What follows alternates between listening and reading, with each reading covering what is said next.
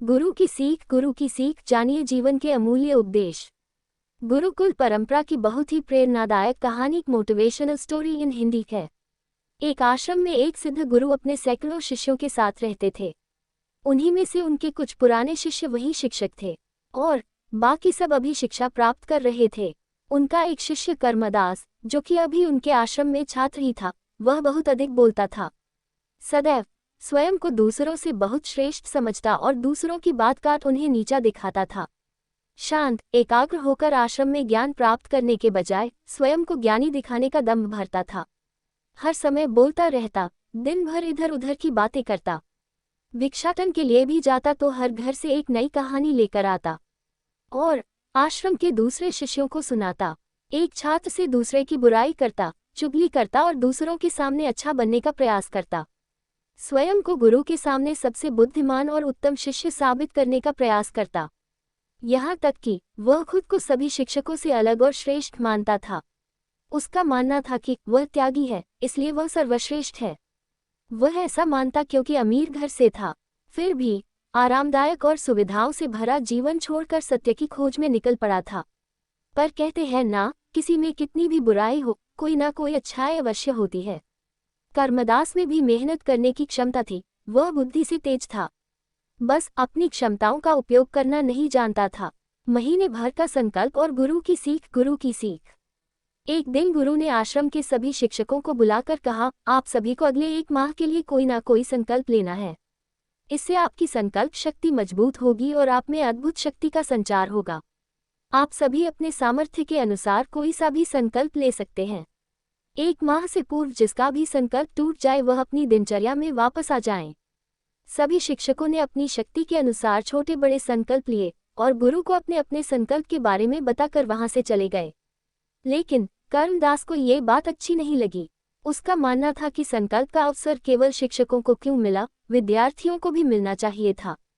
गुरु मुस्कुराते हुए बोले, तो ठीक है, जिन भी विद्यार्थियों को लगता है कि उनकी संकल्प शक्ति मजबूत है, वह भी 1 महीने के लिए संकल्प ले सकते हैं। कर्मदास स्वयं को सबसे अलग और बड़ा दिखाना चाहता था। उसने गुरुदेव से कहा, हे गुरुदेव, आप ही बताएं मुझे क्या संकल्प लेना चाहिए। तो गुरुदेव ने कहा, मेरे पास एक सुझाव है, तुम अपने शिक्षकों और मित्रों के पास जाओ और उनसे जाकर पूछो कि तुम्हें क्या संकल्प लेना चाहिए। क्या पता तुम्हें किसी ऐसे संकल्प के बारे में पता चल जाए जो तुम्हारे जीवन में कोई बहुत बड़ा परिवर्तन ले आए। कर्मदास का संकल्प और गुरु की सीख। गुरु की बात सुनकर वह अपने शिक्षकों और मित्रों से मिलकर वापस गुरु के पास आया और बोला, गुरुदेव, यहाँ कोई मेरा भला चाहता ही नहीं, ये लोग कहते हैं मौन रहने का संकल्प ले लो। गुरु ने पूछा, सबने यही कहा? तब कर्मदास ने हामी भरते हुए कहा, जी, लगभग सबने यही कहा। गुरु ने पूछा, पुत्र कर्मदास, क्या तुम ये कर पाओगे? कर्मदास ने कहा, जी, इसमें कौन सी बड़ी बात है, ये तो मैं आराम से कर लूंगा। मैं इसी का संकल्प ले लेता हूँ आपके सामने गुरुदेव कि अब मैं आने वाले 1 महीने तक मौन रहूंगा। गुरुदेव ने उसे संकल्प पर अटल रहने का आशीर्वाद दिया और अपनी कुटिया की ओर चले गए। बाकी किसी छात्र ने संकल्प नहीं लिया। कर्मदास प्रफुल्लित हुआ जा रहा था कि अरे वाह, शिक्षकों के साथ केवल मैंने संकल्प लिया है, बाकी विद्यार्थियों से तो श्रेष्ठ हूँ मैं। मेरा संकल्प तो पूरा भी हो जाएगा, देखते हैं कौन कौन से शिक्षक पूरा कर पाते हैं। ये सोचता हुआ वह भी विद्यार्थियों की कुटिया की ओर चला गया। गुरु की सीख के लिए संकल्प और परेशानी। पहले तो उसे चुप रहना बहुत आसान लग रहा था, फिर उसने एक दिन जैसे तैसे चुप रहकर काट लिया। लेकिन दूसरे दिन से उसके मन में ना बोलने का बोझ बढ़ने लगा। तीसरे दिन उसे भारीपन महसूस होने लगा और चौथे दिन उसके अंदर एक अजीब सी बेचैनी होने लगी, क्योंकि आश्रम में सभी एक दूसरे से बात कर रहे थे।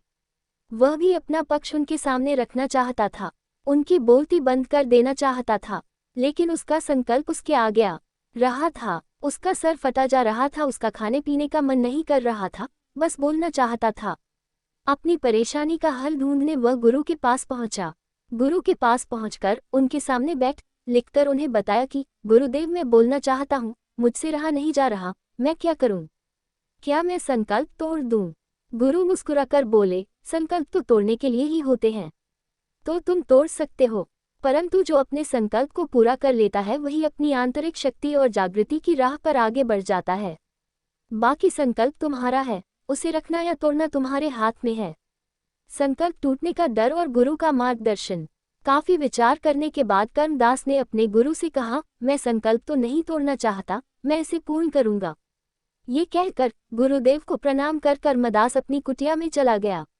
अब उसने बिना जरूरत अपनी कुटिया से बाहर निकलना भी बंद कर दिया। उसके सहपाठी और शिक्षक भी हैरान थे कि कर्मदास का संकल्प इतना लंबा कैसे चल रहा है।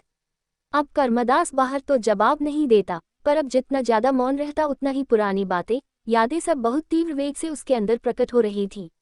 अब मौन और ज्यादा मुखर हो रहा था। कर्मदास ज्यादा बेचैन होने लगा था। उसने पुनः अपने गुरु से इसका हल जानना चाहा। पुनः अपने गुरु से लिखकर पूछा, मैं बाहर से जितना मौन हूँ, अंदर में उतना ही शोर है।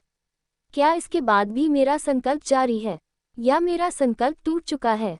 गुरु ने उत्तर दिया, तुम्हारा संकल्प अभी भी जारी है, लेकिन जब तक लोगों की आवाज तुम्हारे कानों में पड़ती रहेगी, तुम्हारा मन बोलता रहेगा, क्योंकि इसे तो आदत है बोलने की। तुम्हें इससे बाहर आने के लिए इन आवाजों से दूर जाना पड़ेगा। गुरु की सीख लेकर, गुरु को प्रणाम कर, कर्मदास कुटिया छोड़कर जंगल की तरफ चला गया। उसने सोचा, जब मेरा संकल्प का समय पूरा हो जाएगा तभी लौट कर आऊंगा। परंतु जब वह जंगल गया, तब उसने जाना कि वह अंदर से अशांत था, इसीलिए बाहर से इतना शोर मचाता था। कर्मदास का वापस न लौटना। जब पूरा महीना बीतने के बाद वह लौटकर आश्रम नहीं आया, तब उसके मित्रगण और शिक्षकों ने गुरुदेव से बात करने का मन बनाया और उनसे जाकर कहा, हे गुरुदेव, 1 महीने से ज्यादा हो चुका है, परंतु कर्मदास अभी तक लौटकर वापस नहीं आया। क्या हमें उसे ढूंढना चाहिए? क्या पता किसी जानवर ने उस पर हमला किया हो, या उसकी तबीयत खराब हो। क्या पता वह रास्ता भटक गया हो। हमें उसके बारे में ज्यादा पता नहीं है, तो क्या हमें उसकी मदद के लिए जाना चाहिए? गुरु ने अपने शिष्यों से कहा, तुम सब भी तो यही चाहते थे कि वह चुप हो जाए। ये संकल्प तो तुम ही लोगों ने उसे सुझाया था, फिर अब तुम उसकी चिंता क्यों कर रहे हो? सब शर्मिंदा थे और उसी भाव से एक शिक्षक ने कहा, हमें क्या पता था हमारा ये सुझाव हमारे आश्रम के ही विद्यार्थी के लिए इतना हानिकारक हो जाएगा, और वह आश्रम छोड़कर चला जाएगा और फिर कभी वापस लौटकर नहीं आएगा। गुरु ने मुस्कुराते हुए बोला, चिंता मत करो, वह आ जाएगा। कर्मदास का वापस लौटना। कुछ समय के बाद एक दिन कर्मदास आश्रम आया। उसके मित्रों ने उसे घेर लिया और उससे बातें करने लगे। यह क्या, कर्मदास तो सबसे घुल मिलकर प्रेम पूर्वक बातें कर रहा था। ना किसी का उपहास, ना किसी से आगे निकलने की होड़, ना किसी से बड़ा बनने की चाहत। उसे देखकर लग रहा था मानो वह बदल सा गया हो। अपने मित्रों से बात करके वह अपने शिक्षकगण के पास गया, उन्हें भी चरण स्पर्श प्रणाम कर उनके हालचाल पूछे और उनसे प्रेम पूर्वक बातें कर अपने गुरुदेव से मिलने चला गया। गुरुदेव से मिलना। गुरुदेव के सामने हाथ जोड़कर उसने कहा, हे गुरुदेव, मैं जंगल से वापस आ चुका हूँ और मुझे आपसे अपने संकल्प के बारे में बात करनी है।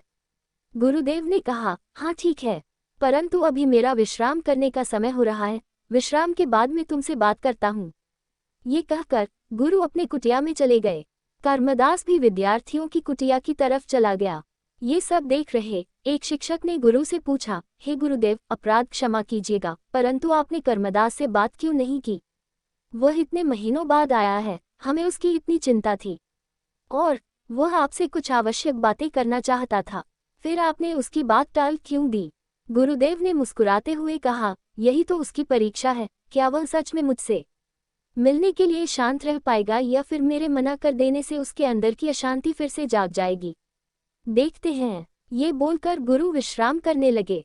गुरु से वार्तालाप और गुरु की सीख। कुछ समय पश्चात जब विश्राम करके जागे तब उन्होंने कर्मदास को बुलाया और पूछा, हाँ बताओ पुत्र, तुम क्या बताना चाहते थे? कर्मदास ने हाथ जोड़कर कहा, गुरुदेव, मुझे तो नहीं पता कि मेरा संकल्प पूरा हुआ या नहीं, इसी बारे में आपसे चर्चा करना चाहता था। जब मैं यहाँ से जंगल गया तब मेरे बाहर तो बहुत ही शांति हो गई, परंतु मेरे अंदर का शोर बढ़ता गया, जिससे मैं बहुत परेशान होने लगा और फिर मैं जोर जोर से चिल्लाने लगा, परंतु शोर कम नहीं हुआ। शोर को सुनना। कुछ समय बाद जब मैंने उस शोर को सुनना शुरू किया तब जाना कि जो शोर मैं बाहर मचाता था वह शोर मेरे अंदर रहता था। मेरे अंदर की कमियां, अज्ञानता और इनकी वजह से पनपी असुरक्षा की भावनाओं ने मुझे अशांत कर दिया था। मैं अपनी कमियों को सुधारने और अपने ज्ञानवर्धन करने के बजाय उसे दबाता था और अपने मौखिक शक्ति से जीतना चाहता था। बातों के बल पर मैं सारी चीजें जीतना चाहता था। यही मेरी गलती थी। जब मैंने अपने अंदर के शोर को समझना शुरू किया और उसे शांत करना शुरू किया, तब मैं समझ पाया कि ना मुझे मौन रहने की आवश्यकता है और ना ही मुझे वाचाल रहने की आवश्यकता है।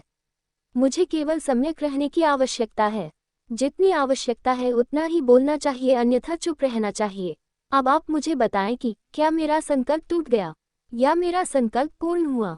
गुरु ने मुस्कुराते हुए कहा, पुत्र, यदि तुम 1 महीने तक बिना कुछ बोले चुप रहते और मुझसे कोई प्रश्न भी ना करते और अपनी यात्रा में आगे भी ना बढ़ते, तब भी तुम्हारा संकल्प पूरा हो जाता। परंतु उस संकल्प के पीछे की योजना सिद्ध नहीं हो पाती। परंतु तुमने जंगल जाकर अपने लिए मार्ग भी स्वयं बनाया और उससे स्वयं सिद्ध किया। मैं प्रसन्न हूं कि तुम्हारा संकल्प भी पूरा हो गया और उसके पीछे की योजना भी सिद्ध हो गई। कर्मदास ये सुनकर आनंद से भर गया। उसके चेहरे की मंद मुस्कान सब व्यक्त कर रही थी। गुरु द्वारा गुरुकुल के सभी विद्यार्थियों और शिक्षकों से वार्ता। फिर गुरु ने कहा, अब मैं चाहता हूं कि मैं इस आश्रम के सभी लोगों से बात करूं, उन सबको बुला लाओ। कर्मदास जाकर सारे शिक्षकों और विद्यार्थियों को इकट्ठा कर लाया। उन सब ने गुरु को चरण स्पर्श प्रणाम किया और गुरु को सुनने, गुरु की सीख के लिए करबद्ध हो खड़े हो गए। गुरु ने कहा, मेरे प्यारे शिष्यों, मैंने आप सभी को संकल्प वाले प्रकरण से जुड़े कुछ मुद्दों पर प्रकाश डालने के लिए बुलाया है। पहला, यदि आपके सामने कोई क्रोधित होता है या आपको नीचा दिखाने की कोशिश करता है, तो आपका कर्म है कि आप उसे शांत करवाएं या शांति की राह दिखाएं, ना कि उसकी कमियां निकालकर उसे और दुखी या अशांत करें। दूसरी बात, यदि आप अशांत है और आपको कोई बताता है, तो आप मदद मांगे और अपने आप को शांत करने का प्रयास करें, ना कि मौखिक शक्ति से उसे हराने का प्रयास करें। तीसरा, किसी से परेशान होकर कोई ऐसा हल ना निकालें जो किसी के लिए हानिकारक सिद्ध हो सकता है, क्योंकि बाद में इस पर आप ही को पछताना पड़ेगा। और चौथा, अपनी कमियों को छुपाने के लिए अपने मौखिक शक्ति का सहारा ना लें, अपितु अपनी कमियों को सुधारें, वही आपकी शक्ति है। सभी को अपनी अपनी गलती समझ आई और सभी ने स्वयं में सुधार करने की स्वेच्छा बताई। कहानी की सीख। इस कहानी से हमें ये सीख मिलती है कि खुद की कमियों से मन अशांत होता है, जिससे हम गलत राह पर चलने लगते हैं। अहंकार की तृप्ति या स्वयं को बड़ा दिखाने के लिए ज्यादा बोलना, बहस करना रिश्तों को खराब करता है और आपकी असुरक्षा को दर्शाता है। हमें यथा आवश्यक कम बोलना चाहिए और स्वयं में सुधार कर मन शांत रखना चाहिए।